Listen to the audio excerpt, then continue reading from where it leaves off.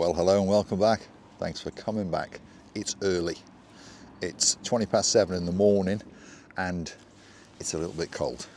I know you're not going to believe me, but it is. It's 10 degrees at the top of Tallaght, sitting on a hillside. View's pretty good, and Paphos is starting to wake up. People are starting to whiz around. So at this time of day, it's kids, when kids go into school. So I thought I'll come and sit down, squeeze in a video before I go on my daily adventures. And there was a lady in the comments last night that put a comment in. Her name is Kerry, and Kerry Morgan, and she said, why not do some videos on about different areas to live in Paphos? What a brilliant idea. Some of the ideas you can't even think about, isn't it? You take it for granted when you live somewhere that everyone knows everything about everywhere. Now, I don't know everything about everywhere in Paphos, obviously, but she mentioned Peyia, she mentioned Tallaght and some other places. And I lived in Peyia, yep. I've lived in Tallaght, and we now live on the other side of the Limassol roundabout, for those of you who follow my driving videos, and we live in the village of Armoo. So we'll do a series of videos on little areas in and around Paphos and what my opinion of them is. And that's not meant to insult any of the places. I'm not trying to insult anyone who lives in those places, but I'll give you my opinion, my honest opinion. And we'll start with Peyia. So Peyia is probably the #1 place in Paphos for foreigners to live, expats from many different countries, primarily British, but there are Russians living in Peyia, there are Ukrainians living in Peyia, there are the odd Polish person living in Peyia, there are German people living in Peyia, Norwegian people living in Peyia, Swedish people, and I'm sure the list goes on and on and on. And Peyia is the most popular place for foreigners who retire or buy a holiday home in Cyprus, and it is Peyia. Now, Peyia is not just Peyia. The district, the area is called Peyia, and in that area then you have Peyia, what we will call Lower Peyia, Midtown Peyia and Upper Peyia. Then you've got Sea Caves, and then you've got St George, or Argios St George, and there's a nice little harbour down there. And then you've got Coral Bay. Yeah, Coral Bay is part of Peyia, so Peyia is quite a big place. So of course there's a lot of different attractions in Peyia. What's it like to live in Peyia? Well, like I say, I lived there for about 3.5 years, and I liked Peyia. And the reason we moved to Peyia is because every day, you may have heard me say that I go to Peyia every single day, and we do. But when we lived there, we found then that we didn't always go around Peyia. We would go to other parts of Paphos to collect people's cars and those kind of things. So we decided in the end to move from Peyia. No disrespect to Peyia, but Peyia is 24 kilometres, or from where we lived in Peyia, it was 24 kilometres to the Cato Paphos Mall, so the main mall of Paphos, just before you turn down towards the harbour area, King's Avenue Mall, to give it its correct term. So that's why we moved from Peyia. But of course, if you're retiring, Peyia has got it all, and it has got it all. I know people are going to disagree with me now, but this is my opinion. It's got it all, because it's got probably the best supermarket in the world, well, certainly in Cyprus, and it's called Philippos Supermarket. And you've got the Philippos little supermarket in Midtown Peyia to the rear of the church, and it looks quite big from the outside, but when you walk in you understand it really is an Aladdin's cave. And then Philippos in 2010ish opened his big supermarket down on the main road just across the road to Coral Bay, and that supermarket is obviously much bigger. And now he's branched out and he's got Phil's Diner, quite a good place to go for a breakfast, lunch, evening meal, or a drink or two. He's now got Phil at Home, which is obviously selling furniture and those kind of things, and he's got a DIY shop as well. So his plan, obviously, is to literally sell you everything that you can possibly want. So if you live in Peyia, you don't actually need to leave Peyia unless you want to go to work or something like that, or to an airport, isn't it? So Peyia is a very good place to live, and there's an awful lot of choice of properties in Peyia, whether you want an apartment, whether you want a townhouse, whether you want a villa. And like I said, it's a huge area. So if you want to live in the metropolis, which of course is lower to Midtown Peyia or Coral Bay, there's something for you. Or if you want to live out in the sticks, there's something for you as well. You've got Lower Peyia, where there's bungalows scattered around and villas scattered around. You've got Argus St George, and of course you've got Sea Caves, where again villas are scattered around, but you're not far from the action. And again, there's an awful lot of restaurants and tavernas in and around Peyia, because there's a lot of foreigners, and of course the place called Coral Bay, which of course is a tourist area. So plenty of things to do. And I'm talking about people who are retired now, aren't I? But of course, it's also got a very, very good school. It's got a local school, obviously, but perhaps if you're a foreigner, you're going to put your children, or perhaps even your grandchildren. That's quite common in Cyprus, by the way, that the grandchildren come out to their grandparents, and then the grandparents, shall we say, fund their schooling and look after those grandchildren. And often the parents can be away somewhere out in the Middle East, those kind of things. So that's the reason for it. Or that's what I found with lots of my customers anyway. And you've got a school called the TLC school, which has grown massively over the last few years. Started off as quite a small little operation, and now it's got 2 branches and it covers all age groups. And so I'm told, obviously you can go and check it out, but their curriculum and their education is very, very good for the people that go there. And it's probably the school that's in competition the most with the International School of Paphos, which is over that way. We'll talk about that one in a next video when we talk about Sala, which of course is where I am today. So Peyia, what else have you got in Peyia? Well, you've got Coral Bay, like I was saying. So you've got the Coral Bay Strip, so restaurants galore, and of course you've got Coral Bay Beach, you've got Coralia Bay Beach, and you've got lots of little hidden coves in around Sea Caves and St George. And like I say, St George is a little harbour, and a lot of people like to dibble and dabble on a canoe or a little boat. So of course another reason why some people would want to live in Peyia. So there we go. That's the way I say Peyia, by the way, Peyia. And that's not the correct pronunciation. I think they say it some other way, but most of us foreigners say Peyia. And it's got a mix, and got some great friends in Peyia, really, really have. It's always a great, great place to go. I enjoy going there, and I go there every day, and I do, every single day.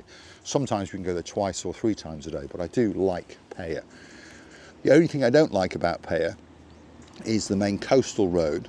And I don't dislike the road, it's just that the speed limit predominantly is 50 kilometres an hour, and it's a little hot spot for the boys and girls in blue. Well, not so much the boys and girls in blue, they're hanging out in coffee shops, but the camera vans. And the camera vans are parked up here, there and everywhere. Now, I don't speed, so it doesn't really bother me that much. But you've got frantic people around you, up your bottom, overtaking you, and then they're slowing down because of course there's a camera van coming up, those kind of things. So that's the bit that I don't like, the trip to and from Peyia. Because like I say, it's, well, I think to Coral Bay it's 20 kilometres from the King's Avenue Mall. But anything you want is in Peyia. Like I say, schooling, restaurants, bars, you've got the Peyia Medical Centre, you've got various other doctors' establishments, you've got dentists. So to be honest, I understand the attraction of living in Peyia, because like I say, I lived in Peyia for 3 years. There's nothing you actually need outside of Peyia, unless perhaps it's an airport or something unique.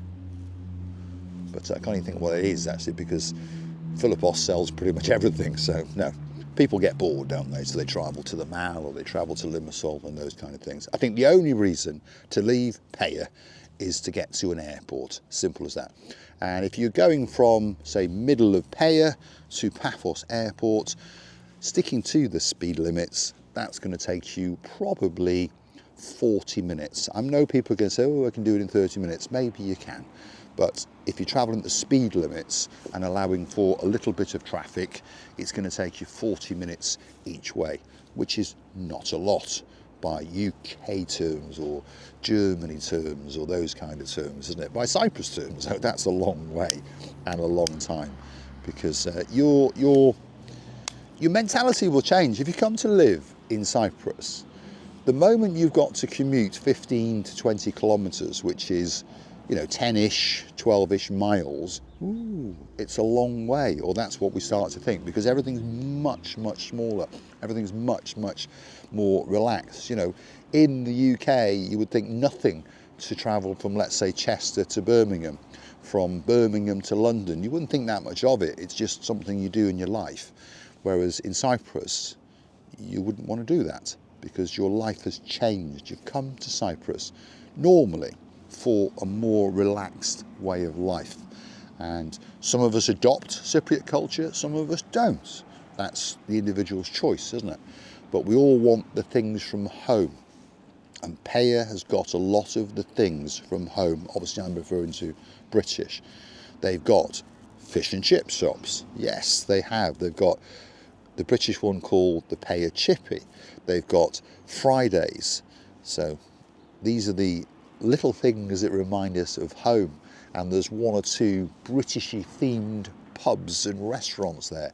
So again, it makes you feel relaxed, doesn't it? And I understand there's a lot of people going to criticise what I'm saying. I'm only giving my viewpoint, and I'm giving you the viewpoint of the people that I get to meet. And I just met a couple at the Atlas coffee shop, and they used to live in Peyia, and they liked Peyia. Don't get me wrong, they liked Peyia, but they decided it wasn't for them, and now they live at the top of Masoi because they want to have more access to Paphos.